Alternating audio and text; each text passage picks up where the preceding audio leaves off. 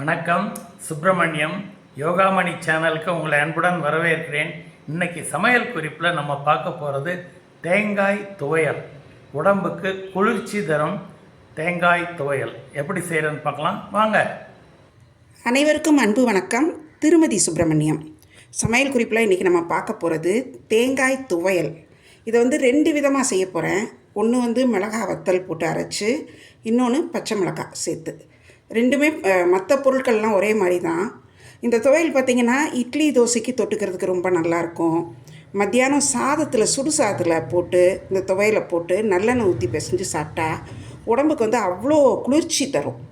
இந்த வெயில் காலத்தில் நிறைய பேருக்கு மோர், தயிர், ஜூஸ் எல்லாம் எடுத்துக்கிறதுக்கு சில்லுன்னு சாப்பிட்டா சளி பிடிக்குதுன்னு நினைப்பாங்க. ஆனால் இந்த துவையல் சளி பிடிக்காது, அதே சமயம் நல்ல குளுமையை தரும். அவ்வளோ ஒரு ஹெல்த்தியான மருத்துவ குணங்கள் நிறைந்தது இது. முதல்ல மிளகா வத்தல், சிவப்பு மிளகா போட்டு அரைக்கிறது தான் செய்ய போகிறேன். அதுக்கு ஏற்கனவே தேங்காய் ஒரு 3/4 கப் எடுத்து வச்சுருக்கிறேன். மிளகா வத்தல் ஒரு 7, தேவையான அளவு உப்பு, ஒரு சின்ன சொலை புளி, தாளிக்கிறதுக்கு கடுகு, உளுந்தம்பருப்பு, கருவேப்பிலை, முக்கியமானது பெருங்காயம், கொஞ்சம் அடிஷ்னலாக முழு உளுந்தும் சேர்ப்பேன். அது கொஞ்சம் கரகரப்பும் டேஸ்ட்டும் கொடுக்கும். இப்போ முதல்ல வறுக்கிறதெல்லாம் வறுத்துட்டு வந்துடலாம். அடுப்பில் ஒரு பேன் வச்சு 3 ஸ்பூன் நல்லெண்ணெய் ஊற்றிருக்கிறேன். இந்த துவையலுக்கு கண்டிப்பாக நல்லெண்ணெய் தான் நல்லாயிருக்கும். அதனால் நல்லெண்ணெய் ஊற்றி அதில் கொஞ்சம் இந்த மிளகாயை வறுத்தரலாம். வறுத்த மிளகாயை மிக்சியில் போட்டுட்டேன். அடுத்து இந்த புளியவும் எண்ணெயில், அந்த காஞ்ச எண்ணெயில் லோ ஃப்ளேமில் வச்சு போட்டு எடுத்துடலாம். உப்பையும் இதில் சேர்த்துட்டேன். அந்த எண்ணெய், காஞ்ச எண்ணெயில் கடுகு, உளுந்தம்பருப்பு, கொஞ்சம் முழு உளுந்து அடிஷனலாக சேர்த்து அது வெடிக்குது. கருவேப்பிலை, பெருங்காயத்தூள் நல்லா ஒரு 3/4 டீஸ்பூன் அளவு சேர்த்துட்டு கிளறி விட்டு அடுப்பை அணைச்சி வச்சிடலாம். மிக்சியில் இருக்கிற உப்பு, மிளகா, புளி, அதோட இந்த தேங்காயும் போட்டு ரொம்ப தண்ணி ஊற்றாமல் கெட்டியாக அரைச்சிட்டு வந்துடுறேன். இந்த தேங்காய் துவையலில் இன்னொரு சிறப்பு என்னென்னா, ட்ராவலுக்கு பேக் பண்ணுறதுக்கு இட்லி பேக் பண்ணி கொண்டு போகிறீங்கன்னு வச்சுக்கோங்களேன், இது நல்லாயிருக்கும். ஒரு 4 ஹவர்ஸ்க்கு நல்லாயிருக்கும். அதாவது கொஞ்சம் கெட்டியாக அரைச்சி அப்படியே நல்லா எடுத்துகிட்டு போனோன்னா அவ்வளோ டேஸ்டியாக இருக்கும். ஏன்னா இதில் நம்ம பொரிக்கட்டில் சேர்க்குறதுல ப்ளஸ் புளி சேர்க்குறப்போ அது கொஞ்சம் நேரம் நல்லாயிருக்கும். துவையல் பாருங்கள், நல்லா அரைச்சிட்டேன். இப்போ இது வீட்டு யூஸ்க்கு அரைக்கிறதுனால கொஞ்சம் நெகிழ்வாக அரைச்சிருக்கேன். ட்ராவலுக்குனால் இன்னும் கூட நல்லா கெட்டியாக அரைச்சிடுவேன். ட்ரெடிஷ்னலாக எங்கள் வீட்டில் எப்போவுமே ட்ராவலுக்கு பேக் பண்ணுறதுக்கு ஒரு 4 ஹவர்ஸ் அடுத்த வேலைக்கு சாப்பிட்றதுக்கு இட்லியும் இந்த தேங்காய் துவையலும் தான் பேக் பண்ணி கொண்டு போவோம். அவ்வளோ டேஸ்டியாக இருக்கும். நம்ம ஹோட்டல்லாம் சாப்பிட்றத விட இதை கொண்டு போய் சாப்பிட்றப்போ ரொம்ப நல்லாயிருக்கும். இப்போ என்ன பண்ணுறேன்னா, இந்த தாளித்து வச்சுருந்தேன் இல்லையா, கடுகு, உளுந்தம்பருப்பு, பெருங்காயம், கருவேப்பிலை, அதையும் இந்த துவையலில் சேர்த்து ஒன்றா அரைச்சி அதுக்கப்புறம் நம்ம பரிமாறுறதுக்கு எடுத்து வைக்கலாம். மிளகா வத்தல் போட்டு அரைச்ச தேங்காய் துவையல் ரெடி ஆகிடுச்சு. மிக்ஸி கழுவி எடுத்து வச்சுருக்கிறேன்.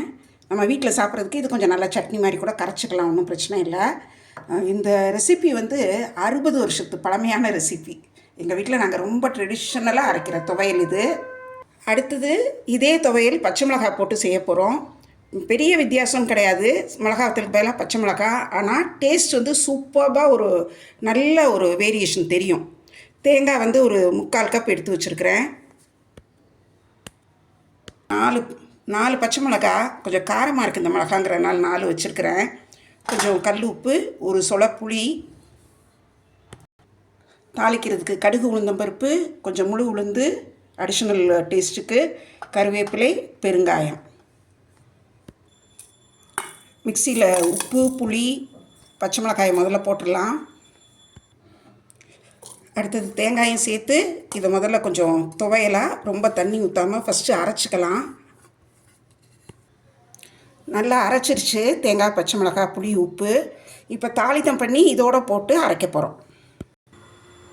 பேனில் 3 ஸ்பூன் நல்லெண்ணெய் ஊற்றிருக்கிறேன். நான் ஏற்கனவே சொன்ன மாதிரி இதுக்கு நல்லெண்ணெய் தான் நல்லாயிருக்கும். முதல்ல கடுகு, உளுந்தம்பருப்பு சேர்த்துட்டேன். அதோட கொஞ்சம் அடிஷ்னலாக முழு உளுந்து சேர்க்குறேன். கருவேப்பிலை, பெருங்காயம் ஒரு சின்ன டீஸ்பூன் அளவு. இது நல்லா கிளறி விட்டு அடுப்பு அணைச்சிடலாம். இந்த தாளிச்சது வந்து இந்த மிக்சியில் அரைச்சி வச்சுருக்கிறதோட சேர்த்து இதையும் நல்லா ஒரு சுற்றி எடுத்துட போகிறோம். தாளிச்சதும் சேர்த்து நல்லா அரைச்சாச்சு. நான் ஏற்கனவே சொன்ன மாதிரி டேஸ்ட்லேயும் சூப்பராக இருக்கும்.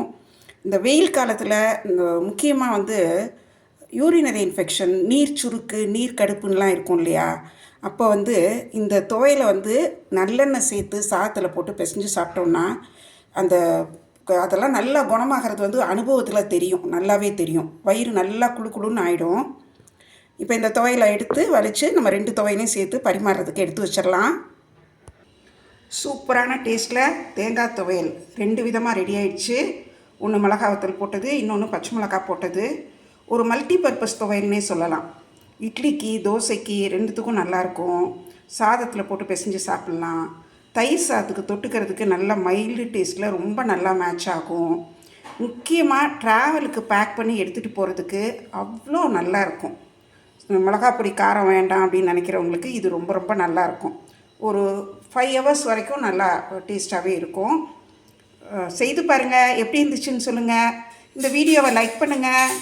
எங்கள் யோகாமணி சேனலுக்கு சப்ஸ்கிரைப் பண்ணுங்கள். வீடியோஸ் எல்லாம் பார்த்து லைக் பண்ணி ஷேர் பண்ணுங்கள். உங்களோட ஃபீட்பேக் கமெண்ட்ஸில் சொல்லுங்கள். நன்றி, வணக்கம்.